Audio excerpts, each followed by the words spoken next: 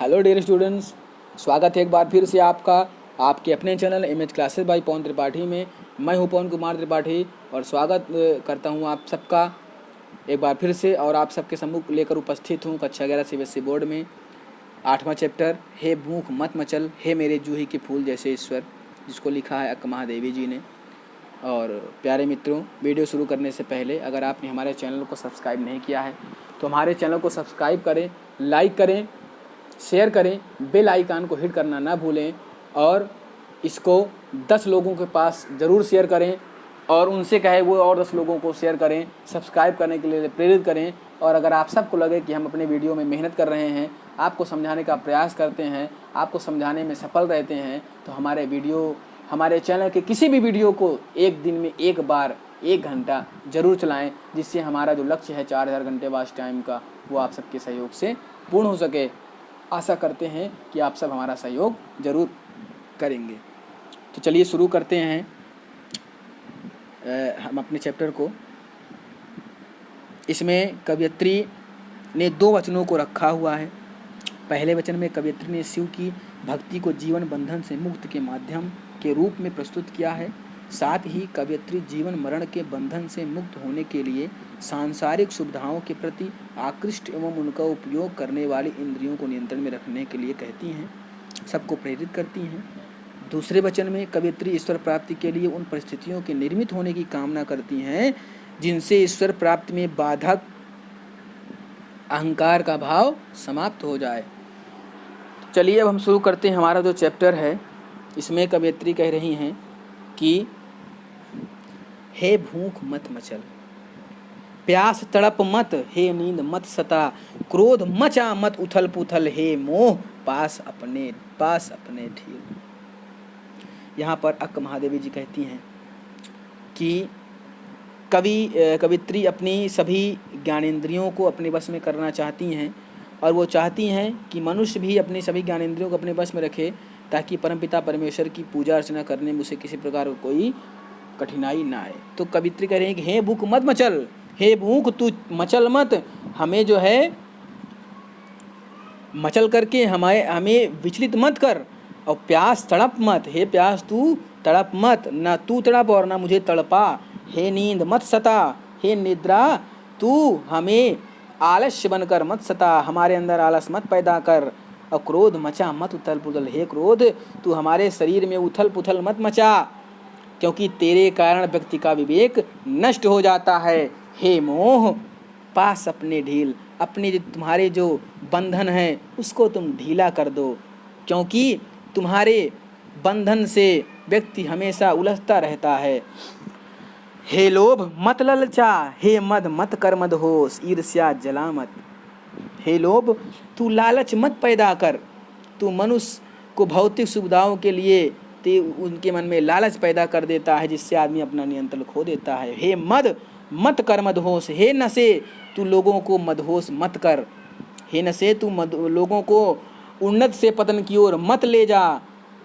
ईर्ष्या जला मत, हे ईर्ष्या तू किसी को जला मत, हे ईर्ष्या तू किसी को जला मत, और तेरी जलन से जला हुआ व्यक्ति कभी भी विकास नहीं कर सकता। ओ चराचर मत चूक अवसर, आई हूँ संदेश लेकर चन्न मल्लिका अर्जुन का। कवयित्री कहती है कि ओ चराचर, चराचर मतलब चर और अचर, तो पूरे संसार में चेतना को प्रवाहित करने वाले सुने, सभी संसार के प्राणी सुने। मत चूक अवसर, ये अवसर तुमको मिला है, ये अवसर मैंने आपको प्रदान किया है, इस अवसर को आप मत छोड़िए। आई हूँ संदेश लेकर चन्न मल्लिका अर्जुन का, हे मानव मैं चन्न मल्लिका अर्जुन अर्थात भगवान श्री शिव का संदेशा तुम्हारे लिए लेकर आई हूँ।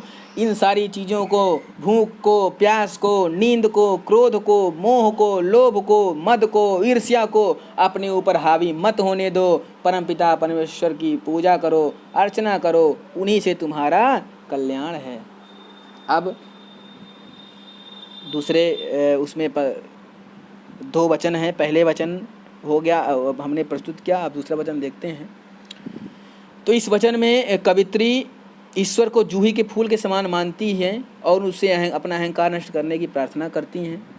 तो देखते हैं, हे मेरे जूही के फूल जैसे ईश्वर मंगवाओ मुझसे भीख, और कुछ ऐसा करो कि भूल जाऊं अपना घर पूरी तरह, झोली फैलाऊं और ना मिले भीख, कोई हाथ बढ़ाए कुछ देने को तो वह गिर जाए नीचे, और यदि मैं झुकूं उसे उठाने तो कोई कुत्ता आ जाए और उसे झपट कर छीन ले जाए। तो अब यहाँ पर कवित्री कह रही हैं कि हे परमपिता परमेश्वर, मैं आपकी प्रार्थना करती हूँ, आपकी सेवा में उपस्थित हूँ। हे मेरे जूही के फूल के समान कोमल, मेरे परम उपकारी परमपिता परमेश्वर ईश्वर, मैं आपसे कह रही हूँ कि आप मेरे ऊपर कृपा करें और मैं अपना अहंकार त्याग दूँ। तो आप मुझसे नीच से नीच कार्य अगर करवाना चाहते हैं तो मैं उस नीच से नीच कार्य को करने को तैयार हूँ, जिससे मेरे भीतर का अहंकार नष्ट हो जाए। अगर आप चाहें तो मुझसे भीख तक मंगवा लें, मैं भीख मांगने को तैयार हूँ ताकि मेरे अंदर का अहंकार नष्ट हो जाए। और कुछ ऐसा करो कि भूल जाऊँ अपना घर पूरी तरह। और हे परमपिता परमेश्वर, आप मेरे ऊपर ऐसी कृपा करें, ऐसी परिस्थितियों का निर्माण कर दें जिससे मैं अपने घर का रास्ता भूल जाऊं, अर्थात मुझे सिर्फ आपके घर जाने का ही रास्ता दिखे, आपकी भक्ति का रास्ता दिखे, अन्य कोई मार्ग मेरे लिए शेष ना बचे। और झोली फैलाऊं और ना मिले भीख, हे परमपिता परमेश्वर, आप मेरे लिए ऐसी स्थितियों को पैदा कर दें जिससे मैं दूसरों के सम्मुख भीख मांगूं लेकिन मुझे कोई भीख ना मिले। यदि कोई हाथ भीख देने के लिए उठे तो वह भीख मेरी झोली में ना कर गिर जाए, जिससे मेरा अहंकार नाश हो जाए। तो वह गिर जाए नीचे, और यदि मैं झुकूं उसे उठाने, अगर कोई मुझे मेरी झोली में भीख डालता भी है तो मैं वो मेरी झोली में ना गिरे, वो बाहर गिर जाए, और मैं अगर उसे उठाने के लिए झुकूं तो कोई कुत्ता है उसको लेकर चला जाए और उसे झपट कर छीन ले मुझसे। अगर इतने भी परमपिता परमेश्वर मेरा अहंकार नहीं हटता है तो जो भीख कोई मुझे दे तो वो भीख मेरी झोली में ना गिरे, बाहर गिर जाए, और उस गिरी हुई भीख को जब मैं उठाने के लिए झुकूं तो उसको मुझसे कोई कुत्ता छीन कर ले जाए। हे परमपिता परमेश्वर, आप मेरे ऊपर इतनी कृपा करें, उसकी स्थिति इतनी दयनीय हो जाए कि उसके मन में, अर्थात मेरी स्थिति इतनी दयनीय हो जाए कि मेरे मन में किसी भी प्रकार कोई विकार ना रहे, और तब भगवान परमपिता परमेश्वर आप मेरे ऊपर अपनी कृपा दृष्टि बनाए रखें। कहने का भाव यह है कि कवित्री भौतिक व सांसारिक वस्तुओं का त्याग करके केवल उस परमपिता परमेश्वर की कृपा प्राप्त करना चाहती है। इस प्रकार से प्यारे बच्चों, 8वां चैप्टर यही समाप्त होता है। आशा करते हैं कि वीडियो आपको पसंद आया होगा। अगर पसंद आया हो और मैं आपको समझाने में सफल रहा हूं तो मेरे वीडियो को ज़्यादा से ज़्यादा लोगों तक पहुंचाएं, और 1 घंटा मेरे चैनल को ज़रूर चलाएं ताकि आप मेरी मदद कर सकें और हम सबका सहयोग करते रहें, इसी प्रकार मेहनत करके वीडियो डालते रहें। तब तक के लिए वैश्विक महामारी में आप सब अपने घर पर रहें, सुरक्षित रहें, अपना अपने परिवार का ध्यान रखें। जय हिंद, जय भारत।